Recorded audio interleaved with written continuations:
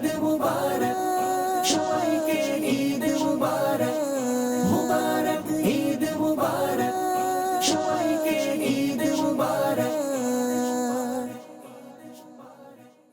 আলহামদুলিল্লাহি রাব্বিল আলামিন, আসসালাতু ওয়াসসালামু আলা সাইয়্যিদিল মুরসালিন, আম্মা বা'দু, ফাউযু বিল্লাহি মিনাশ শাইতানির রাজীম, বিসমিল্লাহির রহমানির রহিম।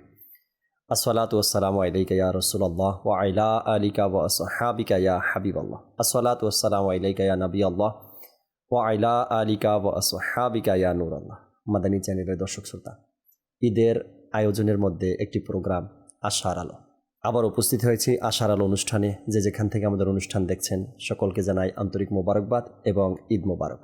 দর্শক শ্রোতা, এই অনুষ্ঠানে আমরা একজন মেহমান, একজন গেস্ট নিয়ে থাকি এবং তার সফলতার পিছনে কী রহস্য আছে, তার আশার আলো এর রহস্য কী, সেই আশার আলো কিভাবে সে দেখলেন, তার থেকে বিস্তারিত জানার আমরা চেষ্টা করি, আপনাদেরকেও জানানোর চেষ্টা করি। আর এর পিছনের উদ্দেশ্য হলো যেন আপনারাও বুঝতে পারেন, জানতে পারেন, শিখতে পারেন যে একজন মানুষের শেষ বলতেই যে শেষ তা নয়।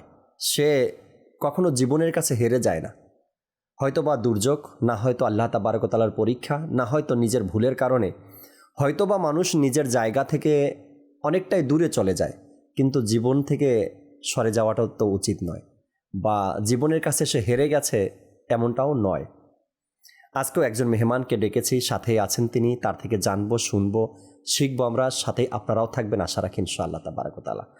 হুজুর আকরাম সাল্লাল্লাহু তাআলা আলাইহি ওয়াসাল্লামের আলিশান ফরমান হচ্ছে, তোমরা যেখানেই থাকো না কেন আমার উপর দুরূদ শরীফ পাঠ করো, কেননা তোমাদের দুরূদ আমার নিকট পৌঁছে থাকে। সাল্লু আলাল হাবিব সাল্লাল্লাহু তাআলা আলা মুহাম্মদ সাল্লাল্লাহু তাআলা আলাইহি ওয়াসাল্লাম। আজ মাদানী চ্যানেলের দর্শক শ্রোতা, আজকের অনুষ্ঠানেও, আজকের পর্বেও একজন মেহমান আপনারা অবশ্যই দেখেছেন স্ক্রিনে।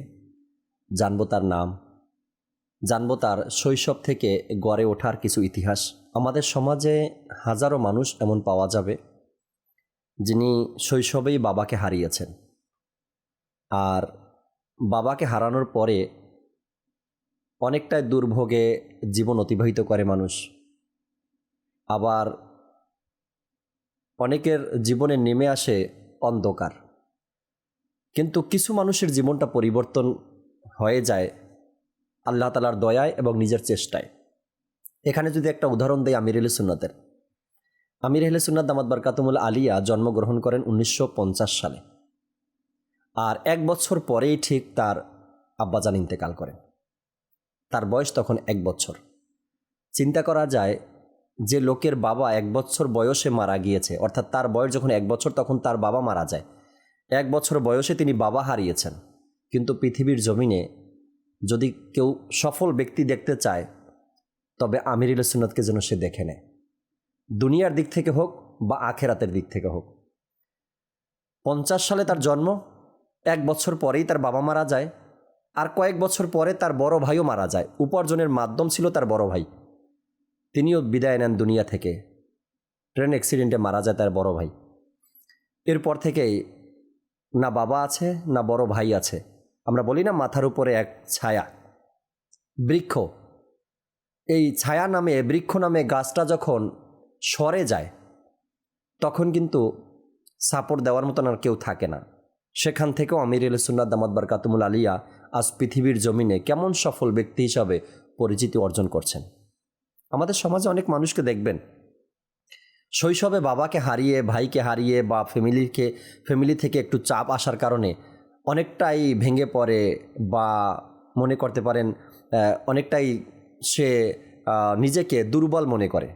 কিন্তু এমনও মানুষ আছে নিজেকে সাহসের সাথে, পরিশ্রমের সাথে আবার নিজের স্থান নিজে তৈরি করে নেয়।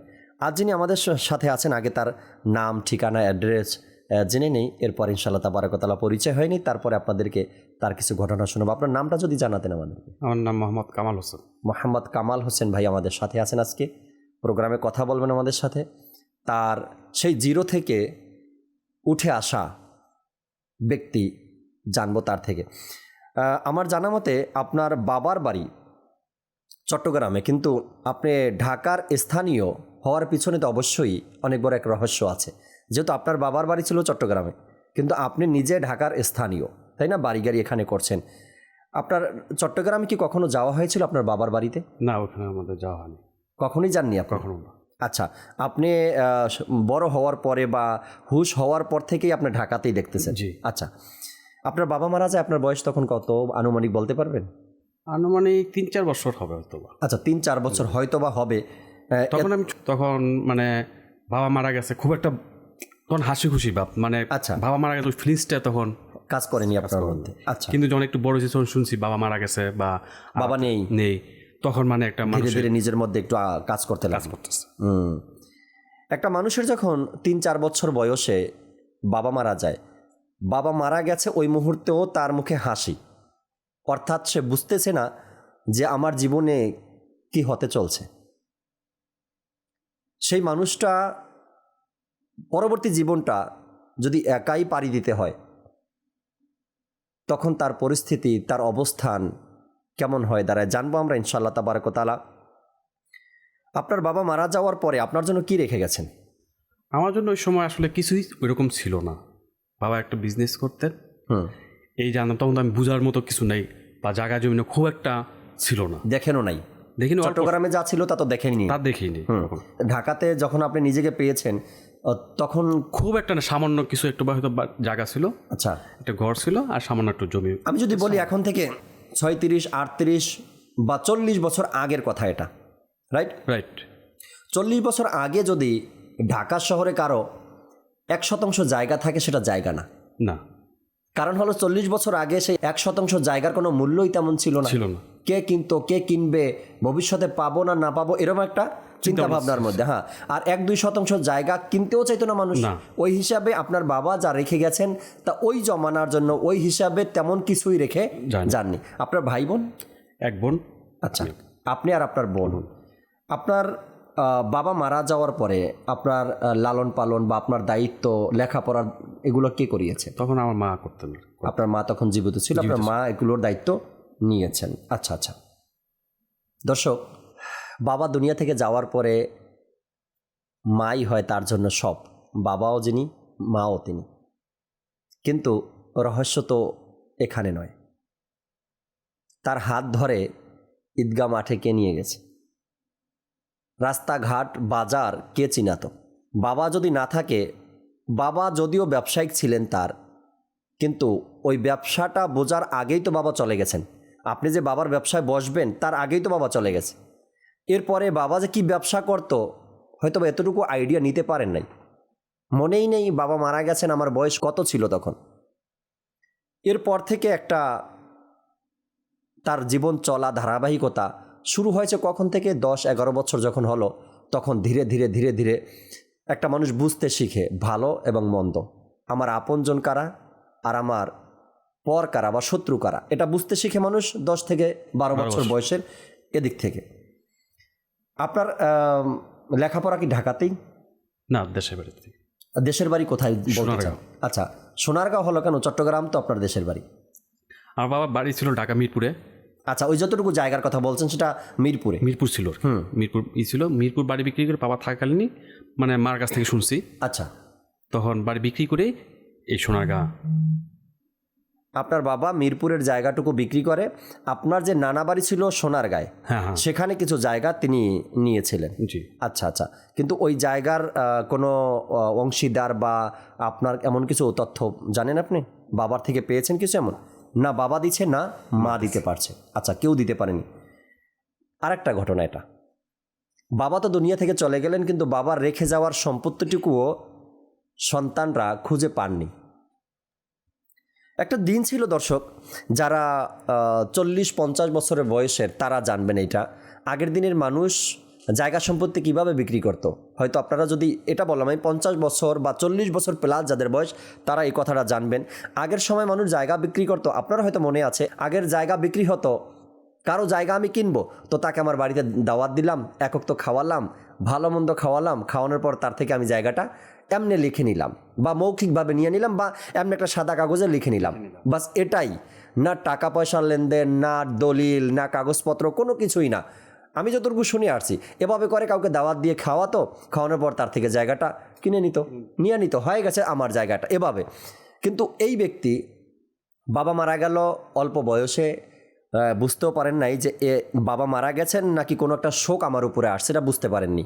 এরপরে বাবার রেখে যাওয়া সম্পত্তি বেশি না আমাদের ঢাকা থেকে সোনারগাঁয়ে, এটাও জানতেন না যে বাবা কোথায় জায়গা কিনছিলেন আর কি রেখে গেছেন আমাদের জন্য। পরবর্তী টাইমে আপনার মা আপনাদেরকে নিয়ে সংসারের হাল ধরছেন।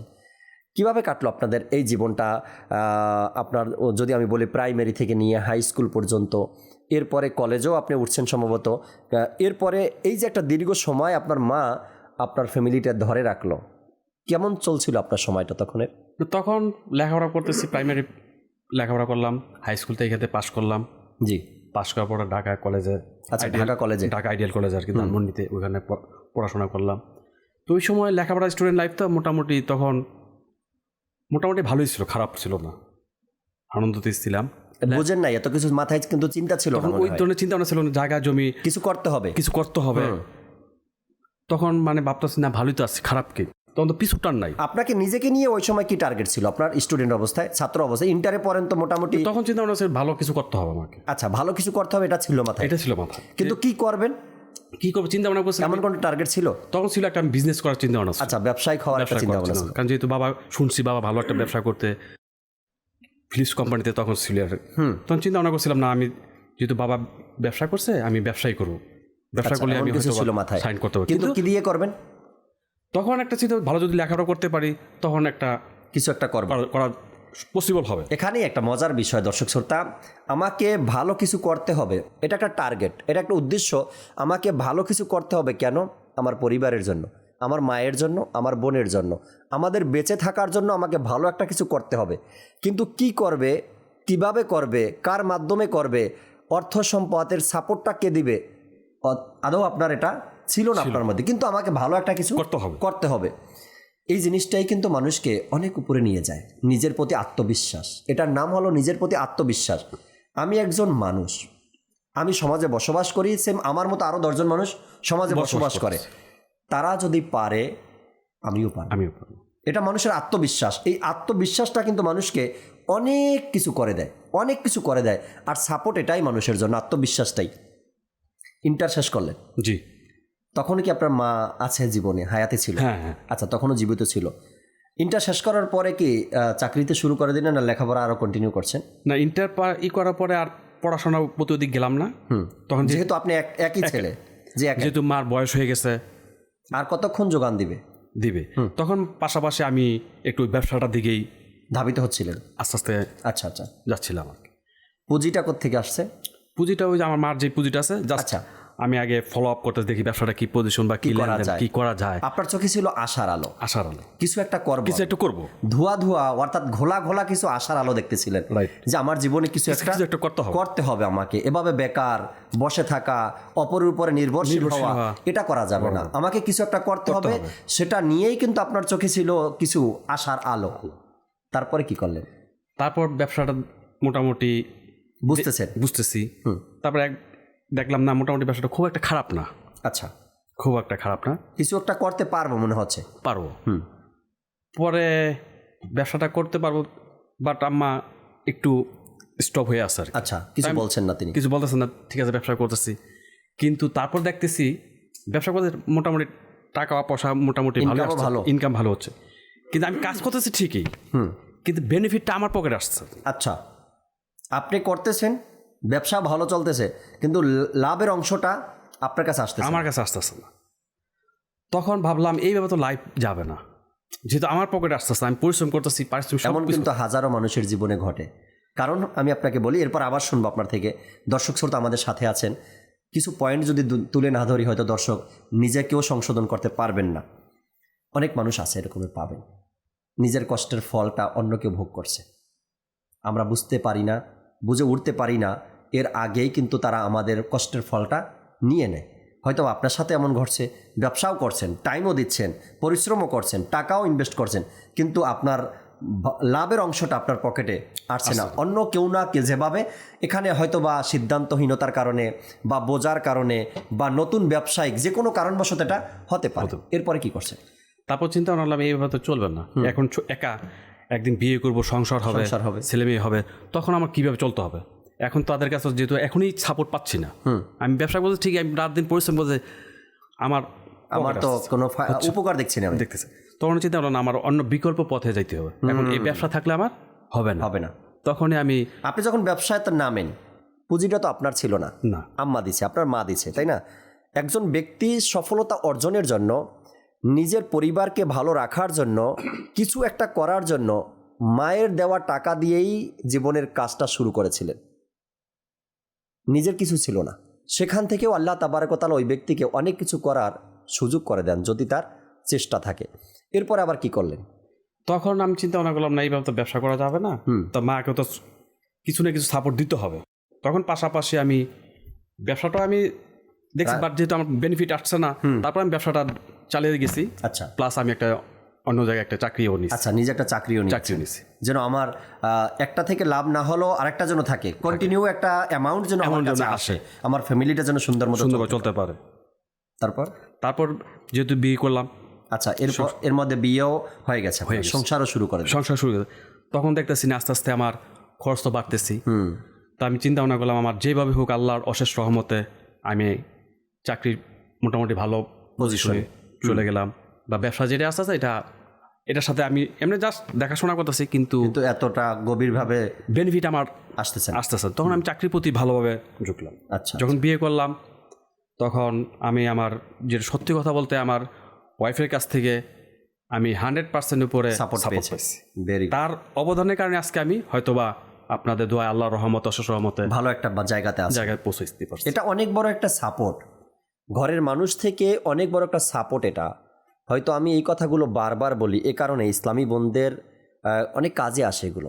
একটা পুরুষ মানুষকে অনেকটা শক্তি যোগান ইসলামী বোনেরা, ঘরের মানুষরা। উদাহরণস্বরূপ আপনাকে দিয়ে বলি, যদি আপনার যে অবস্থানটা ছিল, যা মানুষের চাকরি করতেন, একটা সময় চাকরি নিয়েছেন আপনি, ওই সময় যদি ঘর থেকে এমন প্রেশার আসতো যে ভালো খাবার, ভালো পোশাক, ভালো ঘর, ভালো বাসস্থান, ভালো কিছু, প্রতি মাসে মার্কেটে যাওয়া, স্বর্ণ গয়না এগুলো কিনে দেওয়া, তখন আপনি কিছু জমাবেন নাকি এদের চাহিদা পূরণ করবেন? তখন কিন্তু আপনার মধ্যে অনেক একটা টেনশন কাজ করতো পরিবারকে নিয়েই, আমি কিভাবে এদেরকে ম্যানেজ করব। কিন্তু আপনার যেটা ছিল অভিমত, যে ঘর থেকে এতটাই সাপোর্ট পেয়েছেন যে সাপোর্ট আপনাকে অনেকটাই অগ্রসর করে দিয়েছে, ঘুরে দাঁড়ানোর মতন একটা অবস্থান তারা তৈরি করে দিয়েছে। ঘর থেকে যদি একটা শব্দ বলে না যে স্যালারি কম হোক অসুবিধা নেই, আমরা তো আছি আপনার সাথে, হ্যাঁ, এটা কিন্তু অনেক বড়, অনেক পাওয়ার এটা। যেটা যদি আমি বলি বাস্তব, এইটাই আমি পাইছি।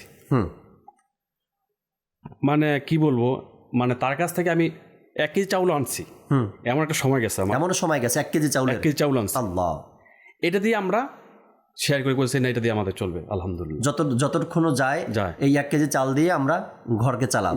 আর এখন আল্লাহর রহমতে আমি যদি বলি, এখন আমি 10 বস্তা চাউল একসাথে কিনবো, তাও আল্লাহ তৌফিক দিয়েছেন। হ্যাঁ, আমি অনেকটাই জানি আল্লাহ তাবারক ওয়া তাআলা কখন কাকে কিভাবে কোন রাস্তা দিয়ে কোন দিকে নিয়ে যাবেন আর কিভাবে সফলতার মুখ সে দেখবে।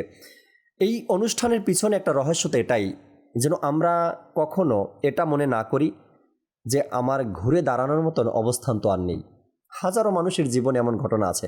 বাংলাদেশের বড় বড় কোম্পানির মালিকদেরকে দেখেন, এমনও ঘটনা আমি শুনেছি, বাংলাদেশে বড় বড় কোম্পানি, নাম করা কোম্পানিগুলো মালিক একটা সময় মানুষের বাড়ি চাকরি করত, মানুষের বাড়িতে কাজ করত, সেখান থেকে ঘুরে এমনভাবে দাঁড়িয়েছে বাংলাদেশের সেরা কোম্পানির মালিক তিনি হয়েছে। এরকমের অসংখ্য মানুষের ঘটনা আছে। আপনার অভিমত চাই এখানে, যদি কোনো ব্যক্তি এটা মনে করে যে আজ ঘূর্ণিঝড়ের কারণে আমার ঘর বাড়ি চলে গেছে, বা ভূমিকম্পের কারণে আমার বাড়ি গাড়ি সব নষ্ট হয়ে গেছে, শেষ হয়ে গেছে, বা বাবার রেখে যাওয়া সম্পত্তি আমি পাইনি, অথবা আমার পরিবার পরিজন নিয়ে আমি শান্তিতে নেই, আমি আর কখনোই ভালো হতে পারবো না বা ভালো আমি কিছু করতে পারবো না, এটা চিন্তা ভাবনা করে অনেক মানুষ সমাজের আত্মহত্যার খারাপ একটা পথ কিন্তু বেছে নেয়। এরপরে সংসার ছেড়ে, ছেলে মেয়ে ছেড়ে, স্ত্রী পুত্র ছেড়ে, নিজের ঘর ছেড়ে পালিয়েও যায়, এমন হয়তো আপনারা শুনছেন। এ ব্যাপারে কি বলবেন? আসলে কি যাওয়া দরকার, নাকি এদেরকে নিয়ে আর একবার চেষ্টা করা দরকার? আমি মনে করি এই কাজটা যদি নিজের দৃঢ়তার সাথে ভয় করে, তাহলে অবশ্যই ঘুরে দাঁড়ানো সম্ভব। যার বাস্তবটা আমি বলতে পারি। Very good. কারণ আমি এক সময় খুবই নাজুক অবস্থা ছিল, আমার বাস্তবটা আমি বলতেছি। যখন আমি 2 কেজি চাউল কিনছি, 1 কেজি চাউল কিনছি, আমার বাচ্চাকে আমি ঠিকভাবে দুধ আনাটা আমার জন্য খুব কষ্ট করছিল। কিন্তু তারপর আমি আমার ওয়াইফ পরিশ্রম করে বাচ্চাকে নিয়ে সবগুলোই মোটামুটি টাইটেল দিয়ে আজকে আল্লাহর রহমত আপনার দোয়ায় আমি এই জায়গায় পৌঁছতে পারছি। জি জি, আমার জানা মতে এনার ঢাকা শহরে বাড়ি গাড়ি আল্লাহ তাআলা দিয়েছেন। আচ্ছা, ইনি বললেন যে আমার ছেলেকে যে দুধ কিনে খাওয়াবো, এমনটাও অনেক সময় কষ্ট হয় যেত, ধার কর্জ করে টাকা দিয়ে তারপরে দুধ খাওয়াতে হতো। এনার ছেলের বয়সটাও কিন্তু এত বেশি না। আর যেই কথা শোনালেন হয়তো বা 13-14 বছর আগের কথা, তাই না? আপনার ছেলের বয়স কত এখন? এখন 15 বা 16 বছর হবে। এই 15 বছর আগেরই কথা। আর এই 15 বছরের মধ্যেই চেষ্টার কারণে, পরিশ্রমের কারণে, কষ্টের কারণে আল্লাহ তাআলার রহমতের প্রতি ভরসা ছিল এবং তার ঘরের মানুষ সবাই গাউসে পাকের একদম মনে করতে পারেন দর্শক, এতটাই পিওর গাউসে পাকের জন্য দেওয়ানা, এতটাই মোহাব্বত করে, সেটা হয়তোবা যারা বাস্তবে তাদের ঘরে যায়, গিয়ারবি শরীফ উদযাপন হয়, তারাই দেখেছে।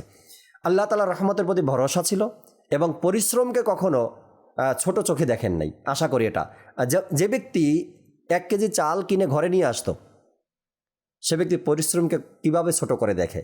আর প্রত্যেকটা পরিশ্রমকে যখন কোনো ব্যক্তি ভালো দৃষ্টিতে দেখে, তখন তার সফলতা অর্জন করতে আর বেশি দেরি লাগে না। আমি ওই সকল লোকদেরকে বলবো, দর্শক শ্রোতা, আমরা কথা শুনতে গিয়ে, আলোচনা করতে গিয়ে শুনতে পেলাম যে তার এমনও দিন অতিবাহিত হয়েছে 1 কেজি চাল বা যে বাজারগুলো ঘরে প্রতিদিন দরকার ঠিকমতো কেনার মতন পজিশনেও তিনি ছিলেন না। আরেকটা প্রশ্ন করবো আপনাকে লাস্ট, এই দূর অবস্থায় আসার কারণ কি ছিল? একদিকে ব্যবসার মধ্যেও আপনি মোটামুটি সময় দিলেন, আর একদিকে চাকরিও করলেন, কিন্তু এমন পরিস্থিতি কেন হলো একেবারেই যে 1 কেজিও চাল কিনতে হয়েছে আপনার?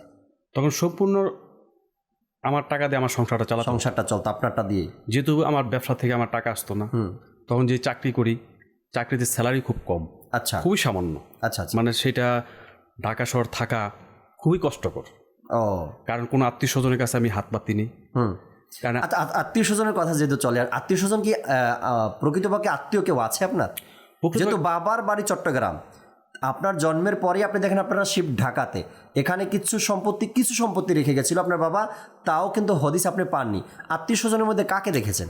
আত্মীয় স্বজন মামা আছেন, আচ্ছা, বা খালা আছেন। আচ্ছা, তাদের জানতেন আপনি আছে যে তারা আছে, তাদের পক্ষ থেকে কোনো সাপোর্ট আপনি পান? তাদের পক্ষ থেকে কোনো সাপোর্ট। আর স্যালারি যেটা ছিল সেটা দিয়েও সংসার চালানোর মতো না?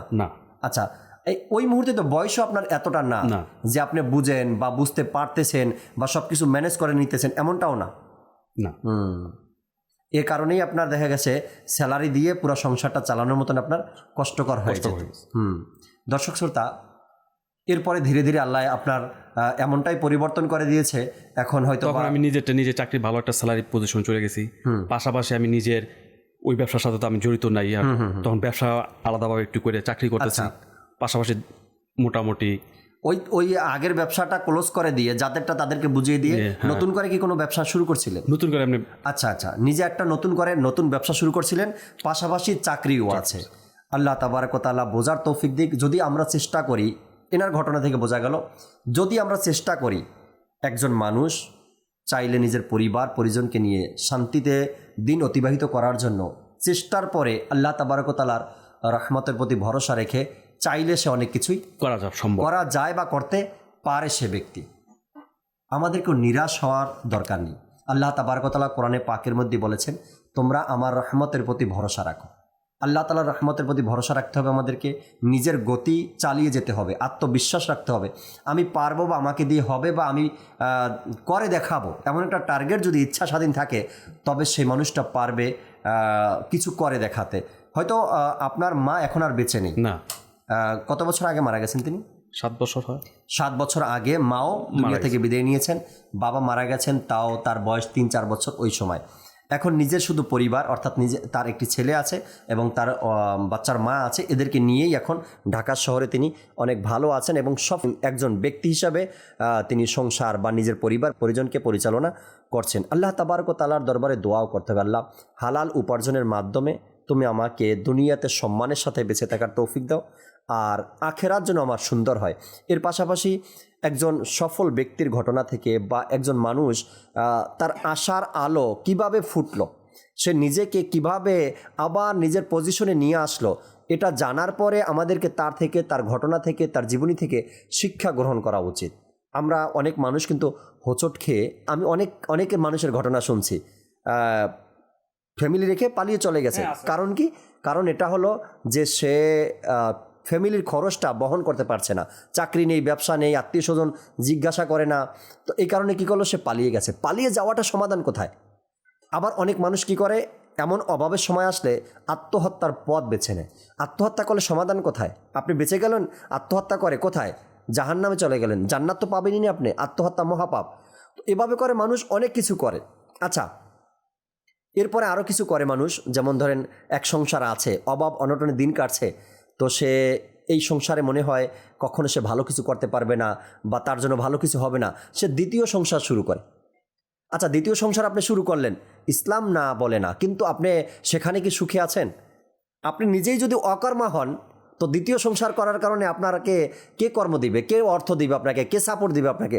এমনটা নয়। যদি কোনো ব্যক্তি চেষ্টা করে ভালো কিছু করার, নিজের প্রতি আত্মবিশ্বাস রাখে, তবে সে পারবে, সফলতার মুখ দেখবে, তার আশার আলো ফুটে উঠবে, সে তার নিজের পজিশন, নিজের স্থান সে ম্যানেজ করে নিতে পারবে। তো আল্লাহ তাবারক ওয়া তাআলা আমাদেরকে হালাল উপার্জনের মাধ্যমে নিজের পরিবার পরিজন পরিচালনা করা এবং নিজেকে সুন্দর একটা জীবন যেন আমরা, নিজের সন্তানদেরকে সুন্দর একটা জীবন, সুন্দর একটা ব্যবস্থা যেন আমরা করে দিতে পারি, আল্লাহ তাআলা সে তৌফিক আমাদেরকে দান করুক। শুকরিয়া আপনার আদায় করছি। আজকের অনুষ্ঠানে আপনার ঘটনা আমরা শুনলাম, আপনার জীবনের কিছু দিক আমরা নিয়ে আলোচনা করলাম। দর্শক অনেক কিছু জানছে বা শিখবে, আশা রাখি এটা ইনশাআল্লাহ তাবারক ওয়া তাআলা। দর্শক, আগামী পর্বে আরও একজন নতুন উদ্যোক্তা, নতুন একজন ব্যক্তি, সফল ব্যক্তির জীবনী নিয়ে আমরা আলোচনা করব। আশার আলো এই অনুষ্ঠানে, ততক্ষণ মাদানী চ্যানেলের সাথেই থাকুন। সাল্লু আলাল হাবিব সাল্লাল্লাহু তাআলা আলা মুহাম্মদ সাল্লাল্লাহু তাআলা আলাইহি ওয়াসাল্লাম। মুবারক, ঈদ মুবারক, সবাইকে ঈদ মুবারক, মুবারক ঈদ মুবারক, সবাইকে